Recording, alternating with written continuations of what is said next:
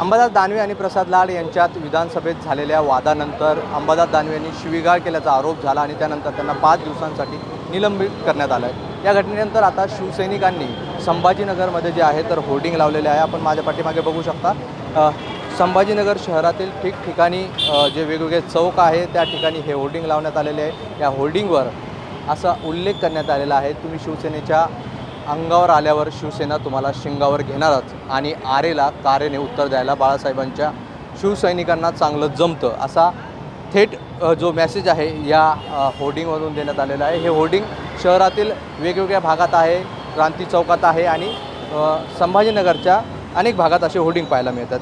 माझ्यासोबत शिवसैनिक आहे ज्यांनी हे होर्डिंग लावले आहे। काय हेतू आहे आणि काय मेसेज द्यायचा आहे? शाखा प्रमुख रणजित दाभाडे यांनी या ठिकाणी हे होर्डिंग लावलं आहे। मेसेज फार सरळ आहे ना, म्हणजे महाराष्ट्रात येऊन कुणीही कुणाच्या जोरावरती कुणीही दादागिरी करू शकत नाही, हा यातला मेसेज आहे।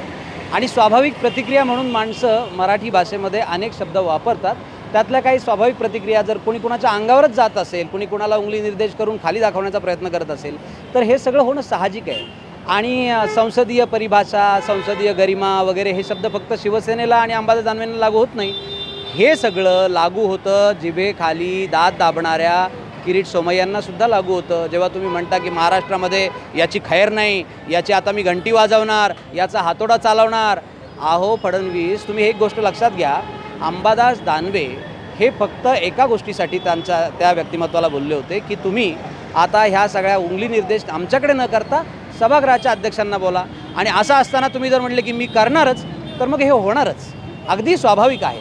आणि अंबादास दानवेंसारखा माणूस ज्याला हे सगळं माहीत आहे, ज्यांना की आपण काय करतोय, तर ते काही साधेसुधे व्यक्तिमत्व नाही आहे ना। त्यांनीसुद्धा हिंदुत्वासाठी जर एवढं केलं असेल तर त्यांना तुम्ही शिकवणार हिंदुत्व कसं असतं आणि हिंदुत्व कशाला म्हणायचं, हे नाही चालणार।